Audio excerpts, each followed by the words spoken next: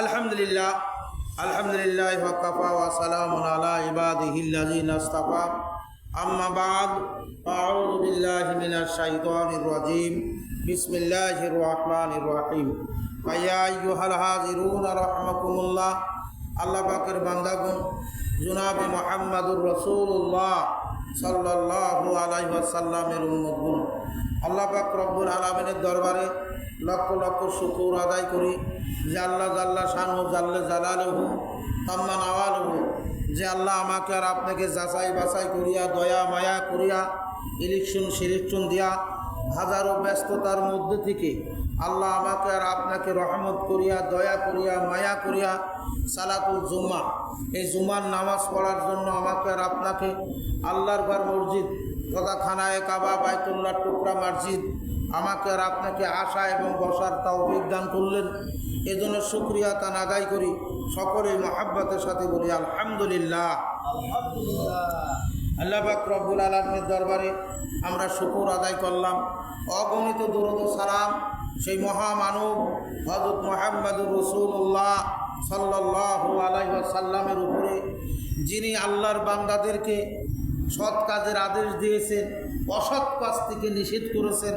আমরা তার উম্মত। যিনি তমাম দুনিয়ার মধ্যে যত নবী রসুল আসবে তার থেকে সর্বশ্রেষ্ঠ, তিনি জান্নাতের কাণ্ডারি, তিনি মানুষকে সুপারিশ করে জান্নাতের দিকে নিয়ে যাবে। সেই নবীর উপরে সংক্ষিপ্ত দরুদ ও সালাম পেশ করি, সকলে বলি সাল্লাল্লাহু আলাইহি ওয়াসাল্লাম। আল্লাহর বান্দারা, আল্লাহ পাক রব্বুল আলামিন আমাদেরকে আপনাদেরকে এত সম্মান দান করেছেন। আল্লাহ পাক রব্বুল আলামিন কয়েকটা কাজের দ্বারায়, কারণ মানুষ যা পারে পশু পাখি তা পারে না। এই আশরাফুল মাখলুকাতকে আল্লাহ যে ক্ষমতা দিয়েছেন, এই ক্ষমতা কোনো মাখলুকাতকে দেয় নাই। খাওয়া দিক দিয়ে, পড়ার দিক দিয়ে মানুষ কিন্তু দুর্বল। একটা গরুর খাদ্য কত, একটা হাতি খায় কত, একটা বাঘ খায় কত, তার গায়ে শক্তি কত, একটা হাতির গায়ে শক্তি কত, বাঘের গায়ে শক্তি কত, তারপরেও এই মানুষ এত দুর্বল। আল্লাহ এই মানুষকে দামি বানাইছে, এই মানুষের জন্য আল্লাহ সুসংবাদ দান করেছে। সকলেই বলে সুবহানাল্লাহ। কারণ কি? তা'মুরুনা বিল মারুফ নাহি আনিল মুনকার। মানুষকে আল্লাহ এত সম্মানই করেছে দুটি কাজের বিনিময়। এক নাম্বার কাজ, মানুষ সৎ কাজের আদেশ করবে। মানুষ কি করবে? সৎ কাজের আদেশ করবে, মানুষকে আহ্বান করবে, তোমরা ভালো কাজ করো, তোমরা ভালো কাজ করো। নবী রসুলগণের এই একই কাজ ছিল। সর্বপ্রথম কাজ ছিলেন মানুষকে যেন গুনার কাজ না করে, মানুষ যেন গুমরা না হয়ে যায়। এই দিক দিয়ে আল্লাহ পাক রব্বুল আলামিন নবী রসুলদেরকে দায়িত্ব দিয়েছিলেন, তোমরা কি করো? মানুষকে হিদায়াতের বাণী শোনাও। যেহেতু হিদায়াতের মালিক আমি আল্লাহ, আর তোমাদের কাজ হচ্ছে প্রচার করা। কে মানবে কে মানবে না এই দায়িত্ব আমারও নাই, আপনারও নাই। কিন্তু আমার আপনার একটা দায়িত্ব আছে, পৌঁছাইয়া দেওয়া, সতর্ক করা। তুমি এই রাস্তায় যাও না, এই রাস্তায় যদি যাও এই রাস্তায় বিপদ হতে পারে। আপনি সতর্ক করেছেন, একজন মানল না, না মানলে আপনার করার কিছু নাই, আমারও করার কিছু নাই। কি কথা ঠিক না বেঠিক? আল্লাহ পাক রব্বুল আলামিন এই জন্য আল্লাহ পাক রব্বুল আলামিনের হাবিব জনাবে মুহাম্মদুর রাসূলুল্লাহ সাল্লাল্লাহু আলাইহি ওয়াসাল্লাম বলেন, আজকের সারাংশ সাধ্য অনুযায়ী সৎ কাজের আদেশ, অসৎ কাজ থেকে নিষেধ সম্পর্কে সমস্ত প্রশংসা, সকল প্রশংসা একমাত্র আল্লাহ তাআলার জন্য, যিনি সৎ কাজের প্রতি আগ্রহীশীল, যিনি কি করেছেন? নির্দেশ এবং অসৎ কাজ হইতে নিষেধ করেছেন। সকলে বলে সুবহানাল্লাহ। আল্লাহর বান্দারা, নবী মুহাম্মদুর রাসূলুল্লাহ সাল্লাল্লাহু আলাইহি সাল্লামের উম্মতগণ, আল্লাহ পাক রব্বুল আলামিনের হাবিব সবসময় মানুষকে সৎ কাজের আদেশ দিতেন। দ্রুতার সাথে গুরুত্বপূর্ণ বিষয় রূপে স্থাপন করিয়াছেন আল্লাহ পাক রব্বুল আলামিন। আল্লাহ পাক রব্বুল আলামিনের হাবিব জনাবে মুহাম্মদুর রাসূলুল্লাহ সাল্লাল্লাহু আলাইহি ওয়াসাল্লাম তিনি বারবার মানুষকে সৎ কাজের আদেশ দিয়েছেন, নবী রসুলগণের প্রেরণ করেছেন। আমি সাক্ষ্য দিতেছি আল্লাহ তাআলা ব্যতীত কোনো মাবুদ নাই। আল্লাহ ছাড়া কি আর কোনো মাবুদ আছে? আল্লাহ ছাড়া কোনো মাবুদ নাই, তিনি একক, তার কোনো শরিক নাই। আমরা আরও সাক্ষ্য দিতেছি হযরত মুহাম্মদুর রাসূলুল্লাহ সাল্লাল্লাহু আলাইহি ওয়াসাল্লাম আল্লাহর রসুল। এর মধ্যে কি কোনো সন্দেহ আছে? আমার আপনার নবী যে আল্লাহর রসুল, আল্লাহর পয়গম্বর, এর মধ্যে কোনো সন্দেহ নাই। আমরা তাদের জন্য দোয়া করি আল্লাহর রসুলের সর্বাধিক সম্মানিত সাহাবী আজমাইনদের উপরে আল্লাহ পাক রব্বুল আলামিন অগণিত রহমত নাজিল করুক। সকলে বলি আল্লাহুম্মা আমিন।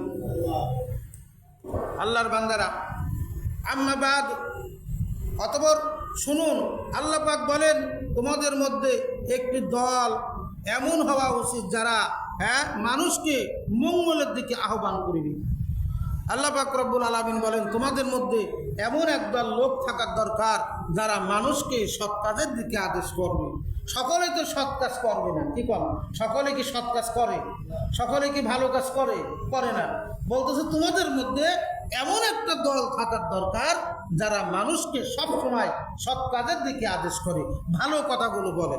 আল্লাহ পাক রব্বুল আলামিনের হাবিব জনাবে মুহাম্মদুর রাসূলুল্লাহ সাল্লাল্লাহু আলাইহি ওয়াসাল্লাম বলেন, অতঃপর শুনুন, আল্লাহ পাক বলেন তোমাদের মধ্যে এই রূপে একটি দল হওয়া উচিত যারা মানুষকে মঙ্গলের দিকে আহ্বান করিবে এবং তাদেরকে সৎ কাজের আদেশ দিবে, অসৎ কাজ হইতে নিষেধ করিবে, তারাই বলিবে সফল কাম। যারা আল্লাহ পাক রব্বুল আলামিনের বাণীগুলো মানুষের কাছে শোনায় আর বলে তোমরা ভালো কাজ করো, তোমরা আল্লাহর দিকে আসো, তোমরা গুনার কাজ ছাড়ো, তোমরা পাপের কাজ ছাড়ো, তোমাদের একদিন মওত হবে, তোমরা একদিন মারা যাইবা, তোমরা একদিন দুনিয়া ছাড়িয়া চলিয়া যাইবা, একদিন তোমাদের শক্তি সব শেষ হইয়া যাবে, তোমাদের হাত থাকবে, তোমাদের হাত কাজ করবে না, তোমাদের পাও থাকবে, চলতে পারবে না, তোমাদের জবান থাকবে, কথাও বলতে পারবে না, তোমাদের কি থাকবে? তোমাদের চোখ থাকবে, তোমরা দেখতে পারবে না, তোমাদের কান থাকবে, এই কানের দ্বারা তোমরা কোনো আওয়াজ শুনতে পারবে না। ওই সময় আসার আগে আগে তোমরা নিজেরা পরিবর্তন হও, তোমরা নিজেরা ভালো হইয়া যাও, মানুষকে ভালো করার চেষ্টা করো। আল্লাহ পাক কোনোদিন তাহাদেরকে আল্লাহ পাক রব্বুল আলামিন আরো বলেন আল্লাহু আকবার, যে আল্লাহ তোমাদেরকে অন্যায় কথাবার্তা ও হারাম দ্রব্য ভক্ষণ করিতে নিষেধ করিয়াছে। তোমরা অন্যায়ভাবে কোনো বেহুদা কথাবার্তা বলবে না, তোমরা কোনো হারাম খাদ্য খাইবে না, কারণ আল্লাহ পাক রব্বুল আলামিন পবিত্র। তোমাদের পবিত্র মুখের জবান দ্বারা যখন তোমরা আল্লাহকে আল্লাহ বলিয়া ডাক দিবা, আল্লাহ পাক রব্বুল আলামিন খুশি হইয়া আল্লাহ তোমাদের গুনাহগুলো মাফ করিয়া দিবে। সবাই বলেন সুবহানাল্লাহ। তাহলে বেহুদা কথাবার্তা বলতে নিষেধ করা হয়েছে, অনর্থক কথাবার্তা তোমরা বলিও না, আর তোমরা অবৈধ হারাম সম্পদ হারাম মাল ভক্ষণ করিও না। এরা দ্বারাই আল্লাহকে আল্লাহ বলে ডাকলে আল্লাহর কাছে এই ডাক গ্রহণ হবে না। নিশ্চয় তাদের ওই সমস্ত কার্যকলাপ অত্যন্ত মন্দ। রাসূল সাল্লাল্লাহু আলাইহি সাল্লাম বলেন, যদি তোমাদের মধ্যে কেহ কাহাকে গালিগালাজ করে, কেহ যদি তোমাদেরকে কি গালিগালাজে লিপ্ত রাখে, তবে যেন হাত দ্বারা, যদি তোমাদের মধ্যে কেউ খারাপ কাজ করিতে লিপ্ত থাকে, তোমরা কি করো? প্রথমে হাতের দ্বারাই বন্ধ করার চেষ্টা করো, হাতের দ্বারাই বন্ধ পরিবর্তন করার চেষ্টা করো, বাধা দাও। যদি ওহাতে সক্ষম না হয় তবে তোমরা মুখের দ্বারা নিষেধ করো, যদি তাও না পারো তবে অন্তরে জানো তার প্রতি ঘৃণা পোষণ করো। নিশ্চয় এরা ঈমানের সর্বনিম্ন স্তর। এ আল্লাহর বান্দারা, সমাজের মধ্যে এক ব্যক্তিরা, বড় ধনী ব্যক্তিরা, টাকা পয়সাওয়ালারা খারাপ কাজ করে, বলা হইতেছে যদি তোমার শক্তি থাকে হাতের দ্বারাই পরিবর্তন করো। হাতের দ্বারাই মানে কি করা? পিঠাও।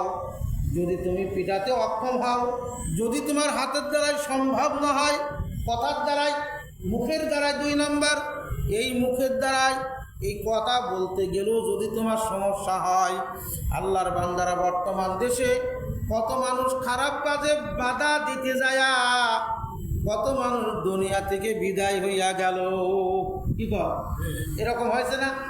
একজন খারাপভাবে একজনকে পিটাতেছে, ওই ব্যক্তি বাধা দিছে, ও ঠেকাতে গেছে, ঠেকাতে যায়, শেষ পর্যন্ত ওই ব্যক্তি দুনিয়া থেকে বিদায়। এরকম হয়েছে না? হয়েছে। অনেক সময় আমরা বলি অমুক জায়গা অমুক ব্যক্তি এই খারাপ কাজ হচ্ছে, এই খারাপ কাজ ঠেকাতে যায় ওই ব্যক্তি দুনিয়া থেকে মারা গেছে। যদিও মারা যায়, ও তো সৎ কাজের দিকে, ভালো কাজের দিকে, অন্যায়ভাবে একজনকে পিটাইতেছে, অন্যায়ের প্রতিরোধ করতে যায় মারা গেছে। এরপরও আল্লাহ যদি চান তাকে মাফ করে জান্নাতের ব্যবস্থা করে দিবে। সবাই বলেন সুবহান। এরপরে আবার বলা হইতেছে কথার দ্বারা যদি সমস্যা হয়, যদি তুমি তাহলে কি করো? মনে মনে ঘৃণা করো, এই কাজটা খারাপ, মনে মনে ঘৃণা করেই কি বসে থাকলে চলবে না। তোমার সমাজের মধ্যে কাজ করে, তোমার সমাজের মধ্যে সে চলাফেরা করে, তাহলে ওই খারাপ ব্যক্তিকে কি করো?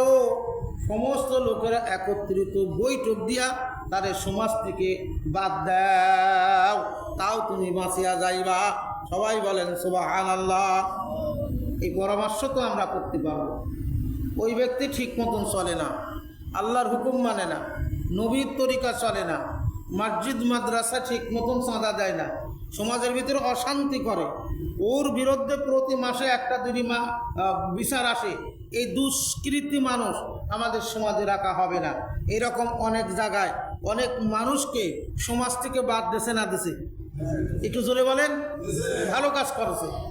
ওই একটা কথা কয় না যে খালি গোয়াল ঘর ভালো, দুষ্টুমারি ভালো না।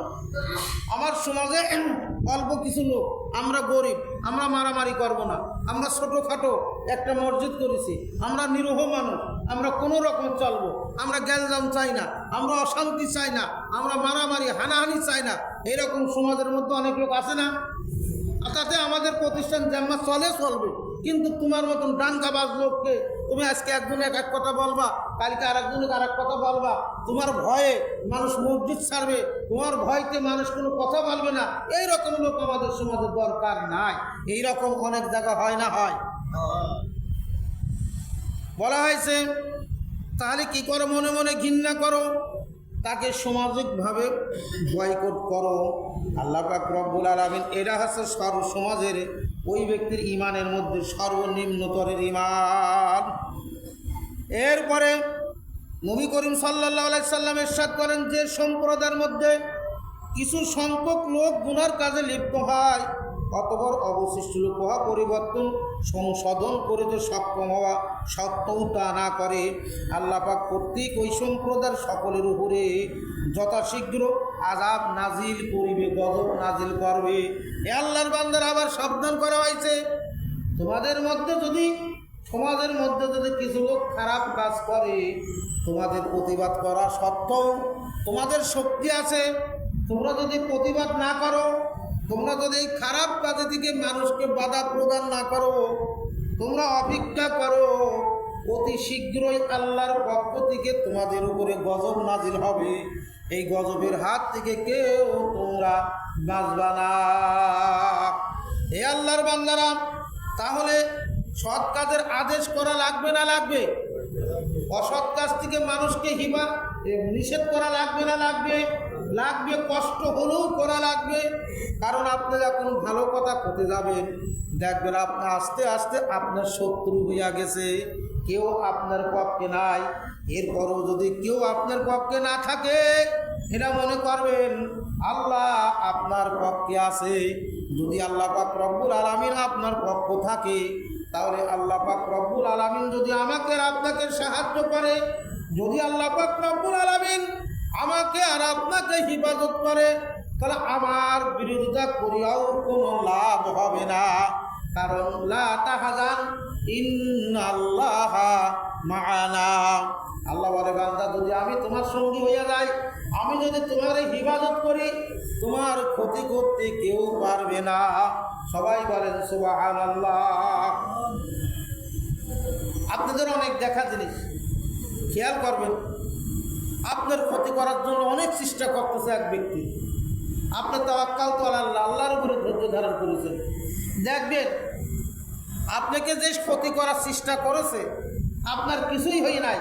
যে ব্যক্তি আপনাকে ক্ষতি করার ইচ্ছা করেছে ও এমন বিপদে পড়েছে, তখন মনে মনে হয় দেখো আল্লাহ বিচার করে কি করে না। এরকম হয়েছে না হয়েছে? আল্লাহ পাক রব্বুল আলামিন আল্লাহ কর্তৃক ওই সম্প্রদায়ের উপরে অতি শীঘ্রই গজব নাজিল হইবে, আশঙ্কা আছে। অন্য এক রাওয়াতে মৃত্যুর পূর্বে নাজিল হবে, ইহা বলিয়া উল্লেখ আছে। নবী করিম সাল্লাল্লাহু আলাইহি সাল্লাম ইরশাদ করেন, যখন পৃথিবীতে কোনো অন্যায় কাজ করা হয় তখন সে ওই ব্যক্তি ওই স্থানে উপস্থিত থাকা সত্ত্বেও ঘৃণা করে। সে ব্যক্তি এইরূপ যেন সে ওয়া হইতে দূরে ছিল, আর যে ব্যক্তি দূরে থাকিয়া উক্ত গুনার কাজের কথা শুনিয়া সন্তুষ্ট থাকে সেই রূপ অন্যতায় ওই জায়গায় উপস্থিত ছিল। হুজুর সাল্লাল্লাহু আলাইহি সাল্লাম ইরশাদ করেন, আল্লাহ তাআলা হযরত জিবরাইল আমিন আলাইহিস সালামের নিকট ওহী পাঠালেন, অমুক অমুক শহরের উহার বাসিন্দার সমূহ উলট পালট করিয়া দাও। জিবরাইল আলাইহিস সালাম বলিলেন, আরজ করিলেন, হে পরওয়ারদিগার, উহাদের মধ্যে আপনার অমুক বান্দা রহিয়াছে, সে মুহূর্ত কালো আপনার নাফরমানিতে লিপ্ত হই নাই। হুজুর আকরাম সাল্লাল্লাহু আলাইহি সাল্লাম বলেন, তখন আল্লাহ তাআলা ইরশাদ করিলেন, শহরটিকে তাহার এবং সকলের উপরে উড়াইয়া দাও, কারণ মরণকালও আমার জন্য তাহার চেহারার পরিবর্তন হয় নাই। বিতাড়িত শয়তান হইতে আল্লাহর কাছে পানা চায়। আল্লাহ পাক বলেন, হে নবী, আপনি ক্ষমা নীতি অবলম্বন করুন এবং লোকদিগকে সৎ কাজের নির্দেশ দেন, জাহেলদের হইতে বিরত থাকুন। আল্লাহর বান্দারা, আল্লাহ নবী মুহাম্মদুর রাসূলুল্লাহ সাল্লাল্লাহু আলাইহি ওয়াসাল্লাম ইরশাদ করেন, জিবরাইল আমিন আলাইহিস সালাম বলতেছেন, জিবরাইল আমিন আলাইহিস সালাম, আল্লাহ পাক রব্বুল আলামিন বললেন, জিবরাইল কি করো, অমুক শহরটাকে উল্টায় দাও, অমুক শহরটাকে কি করো, উল্টায় দাও। এ কথা কে বলল? আল্লাহ পাক। কাকে বলল? জিবরাইলকে। জিবরাইল আমিন আলাইহিস সালাম বললেন, ইয়া আল্লাহ, ওই শহরে আপনার এমন একজন নেককার বান্দা আছে যে কোনোদিন আপনার নাফরমানি করে নাই। আল্লাহ, আমি ওই শহরটাকে যে উল্টায়া দেবো, সব মানুষ পাপ, একটা লোক আছে সে কোনোদিন আপনার নাফরমানি করে নাই। বলছে না, ওই যে নাফরমানি করে না তার সহ উল্টায় দাও। বলে কারণ কি? বলে তামাম দুনিয়ায় আকাম কুকামে ভরিয়া গেছে, তামাম দুনিয়ায় মানুষ গুমরাহির গুনার কাজে লিপ্ত হয়েছে। ও একা একা ইবাদত বন্দেগী করেছে, ওর প্রতিবাদ করে নাই, মুখ দিয়ে কোনোদিন ঘৃণাও করে নাই, অন্তরে একটু ব্যথাও লাগে নাই। ওই রকম বলি আল্লাহর দরকার আমার নাই। আল্লাহর বান্দারা মনে করেন আমি সমাজের মধ্যে একা একা ভালো থাকবো, এটা সম্ভব হবে না। কারণ কি? আপনার বাড়ির মধ্যে অনেক মানুষ আছে, আপনি যা পছন্দ করেন তারা তা পছন্দ করে না। আল্লাহর বান্দারা, আপনি নামাজ পড়েন, আপনার বাড়ির লোকজন নামাজ পড়ে না। আপনি ভালো দেখে চলতে চান, আপনার ছেলে মেয়ের দ্বারাই আপনি চলতে পারেন না। কারণ এই জায়গায় আমি আর আপনি সকলেই কিন্তু আল্লাহর কাছে ধরা। কথা বলেন, আর একটু জোরে বলেন, ধরা। এইবার এই ধরার থেকে বাঁচতে হলে আমার আহসানু কাওলাম মিম্মান দাআ ইলাল্লাহ ওয়া আমিলা সালিহা। আল্লাহ পাক রব্বুল আলামিন বলেন, ওই ব্যক্তির চাইতে ভালো মানুষ কে হইতে পারে যে মানুষকে আল্লাহর দিকে ডাকে। কার দিকে ডাকে? আর একটু ধরে বলেন, মানুষকে আল্লাহর দিকে ডাকে। আমি ডাকলাম, আমি ডাকলেই হবে না, আমি যে রাস্তায় ডাকবো ওই রাস্তায় আমারও তো থাকা লাগবে। কথা বলেন। আমি একজনকে নামাজ পড়ার জন্য কি করলাম? আমি একজনকে নামাজ পড়ার জন্য বললাম, ভাই